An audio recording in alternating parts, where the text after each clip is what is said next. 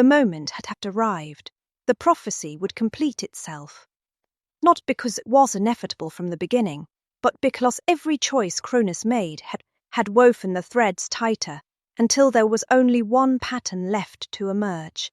I have watched many wars begin. They never start with the first blow. They start years earlier, with fear, with wounds unhealed, with patterns left unbroken.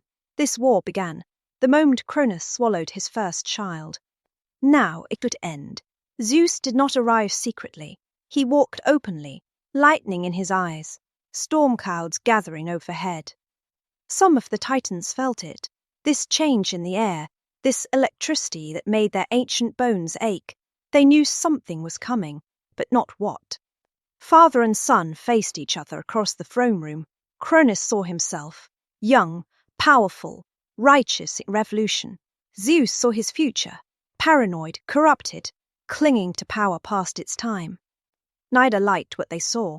You, Cronus whispered, the stone, she tricked me. And Zeus smiled, not with cruelty, but with the terrible certainty of fate fulfilled. I am the storm you tried to swallow, father. And I have come to free my family. He came prepared.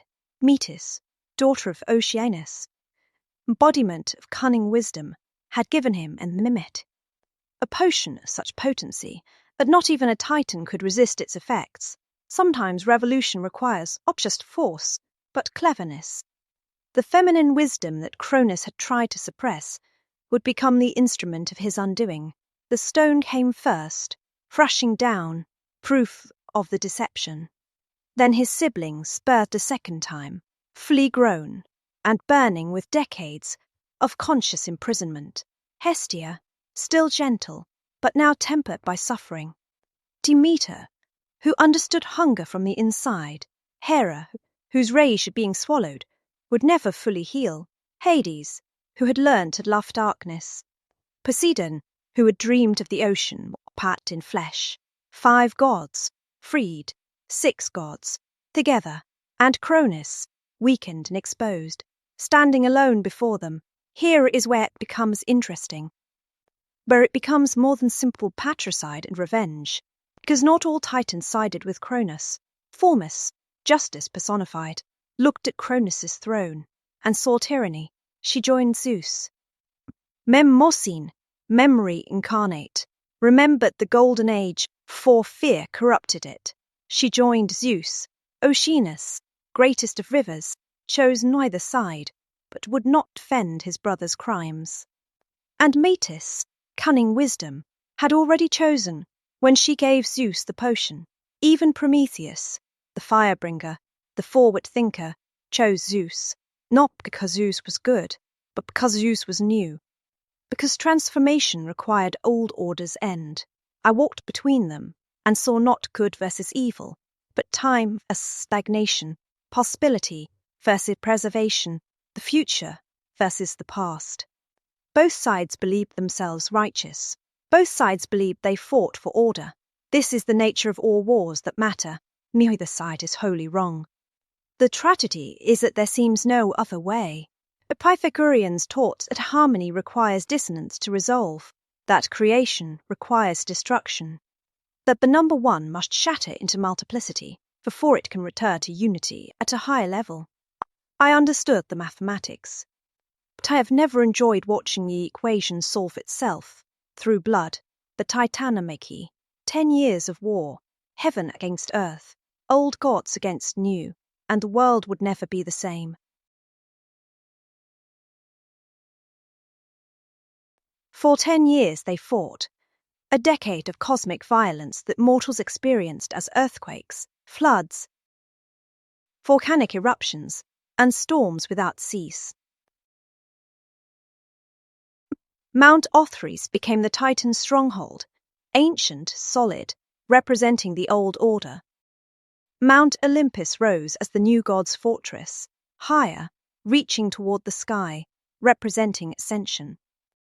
Poseidon learned his dominion over seas by weaponizing them.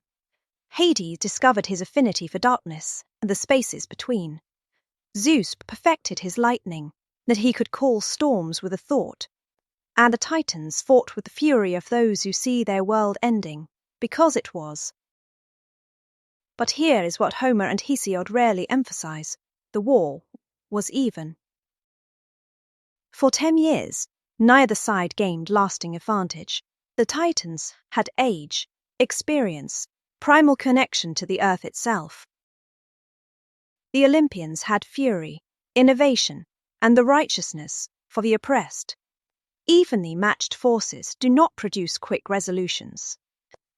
They produce grinding devastation, suffering that compounds, wounds that never heal.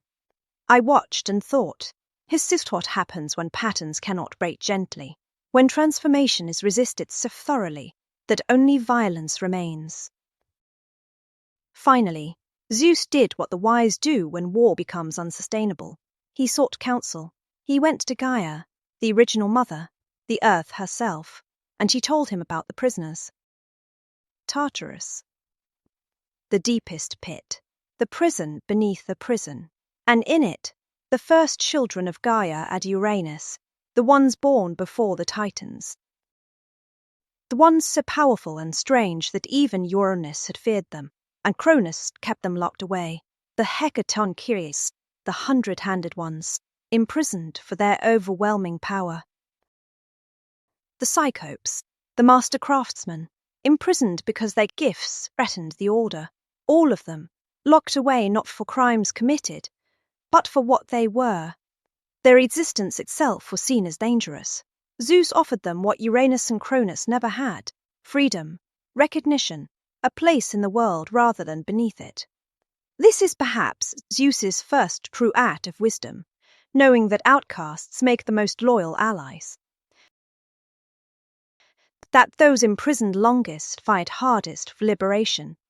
That power rejected becomes power waiting for worthy cause. The Cyclopes, given purpose at last, forged weapons that would tip the balance.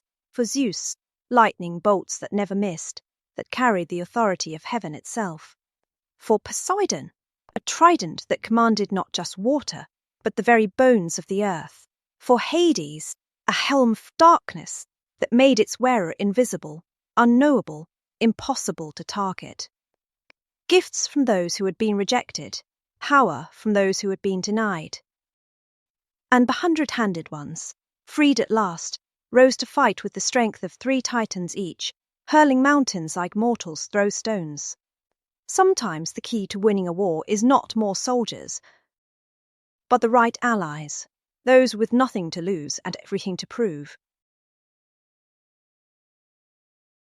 The war's final phase was swift and terrible. The Titans, who had fought stalemate for 10 years, found themselves overwhelmed. Atlas, who had held the sky as weapon, was beaten down. Menoetius, struck by lightning and cast into Erebus. Cronus himself, seeing defeat inevitable, made his last stand with the sickle that had started this whole cycle. The sickle, which had castrated Uranus, which had symbolized Cronus's power, shattered under Zeus's lightning. Some say Zeus showed mercy and imprisoned his father rather than killing him. Others say Cronus was cast into Tartarus to join his father. Some later traditions claimed he was exiled to the Isles of the Blessed to rule a paradise in eternal sleep. The Greeks never quite agreed on what mercy looks like after such violence. Atlas, who had fought most fiercely, received special punishment to hold up the sky for eternity. Not the earth, as later stories claim, but the heavens themselves, keeping sky and earth separate, maintaining the order his war had threatened to collapse, a burden, a prison, or perhaps purpose, holding the cosmos together through sheer will. The Greeks understood that punishment and duty can be the same thing. The Olympians had won. But look at their faces. Do you see triumph? Or do you see exhaustion, trauma, the weight what they have done, and what was done to them? I have watched many victories. The winners rarely look as they imagine they would in the moment of triumph, because winning a war and healing from it, not the same thing. So the old order fell, the new order rose. 10 years of war reshaped existence. Was it necessary? Could it have been different? Behalftocarians would ask you to see a pattern, Systems are born, they grow, they reach peak. They resist change, they stagnate, they die. New systems are born. This is not cruelty, it is cycle. Not tragedy, it is transformation. Uranus could not accept being overthrown. He was overthrown violently. Cronus could not accept being replaced. He was replaced violently. Zeus, we shall see what Zeus learns.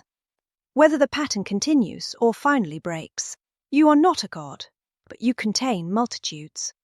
You have your own inner titans, old patterns, ancestral wounds, ways of being that once served, but now imprison. And you have your own inner Olympians, new possibilities, merging potentials, the person you are becoming.